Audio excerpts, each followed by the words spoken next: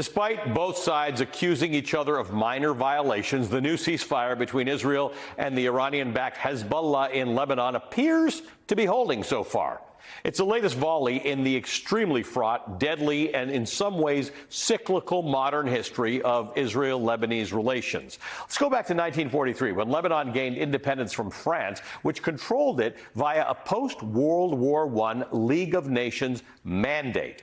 The French mandate in Lebanon harkened back to the colonial era and acted as a sort of a sponsorship for specific Middle Eastern territories, which used to be controlled by the Ottoman Empire, which collapsed at the end of World War I. It was meant to eventually lead to a bunch of independent states. The other mandates were Iraq, Syria, and Palestine. The British were given control and governance over Palestine and Iraq, the French over Syria and Lebanon.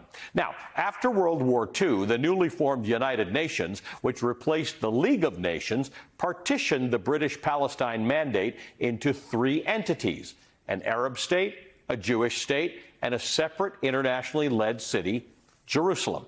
On May 14, 1948, Israel declared independence. The following day, the Arab League, at the time consisting of Egypt, Iraq, Transjordan, Saudi Arabia, Syria, North Yemen, and Lebanon, invaded Israel. Soon after, the brand new state of Israel invaded Lebanon, occupying a significant portion of the southern part of that country before an armistice agreement was signed in 1948-1949. Things remained relatively calm between Israel and Lebanon for decades, with Lebanon taking only small parts in the short 1967 and 1973 wars between several Arab nations and Israel. But while relations between the two countries appeared cordial, the situation between Israel and militant groups operating within Lebanon was anything but.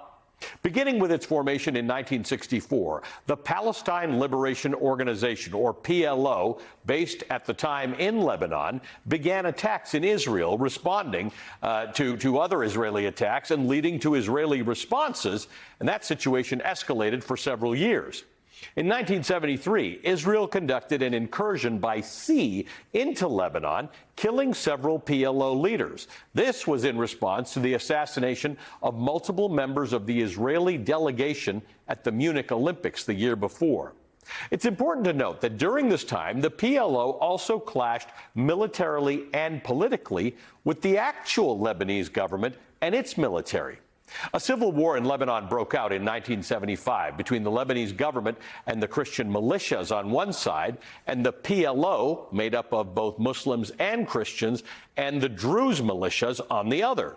The Druze faith is an older offshoot of Shia Islam. And though it was largely a civil war, Israel was involved on the side of the Lebanese government and the non-PLO Christians, called the Maronites. In 1978, the PLO conducted a deadly attack inside Israel, and in response, Israeli troops entered Lebanon, holding a portion of the south for about a week and a half before turning the territory back to allies within the Lebanese government.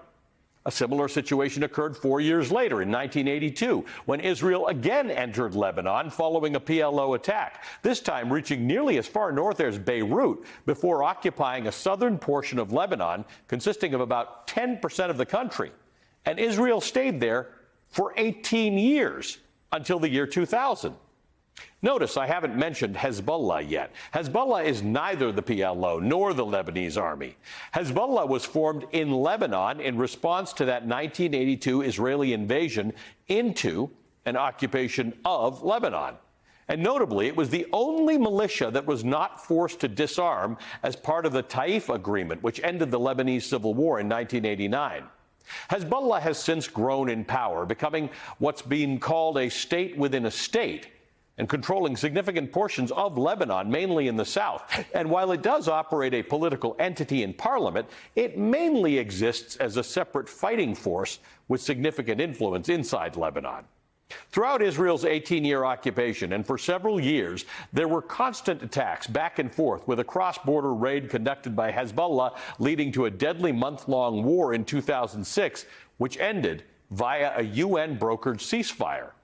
Under the terms of that ceasefire, which is known as United Nations Security Council Resolution 1701 and plays a big part in the current ceasefire, Israel and Hezbollah would halt hostilities. Israel would withdraw from Lebanon entirely. Hezbollah would be disarmed, and Hezbollah would also withdraw to north of the Litani River, which runs about 20 miles north of the border. This is the Litani River right here.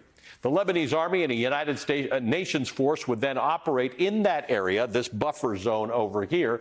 Hezbollah notably did not disarm or leave southern Lebanon that time, and despite some isolated incidents and ongoing simmering tensions, the resolution overall kept things relatively calm between Lebanon and Israel. Until last year's October 7th Hamas attacks on Israel, when Hezbollah and Israel began daily back-and-forth strikes.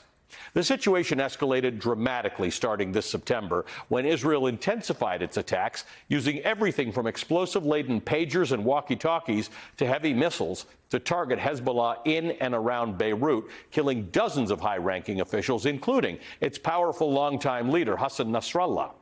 And like in the case of the Hamas assassinations in Gaza, Israel's attacks on Hezbollah leaders also end up killing non-civilian combatants. Israel once again launched a ground invasion of Lebanon. Hezbollah intensified its attacks, sending thousands of rockets into Israel, striking as far south as in Israel as the central part of the country, including attacks near Tel Aviv.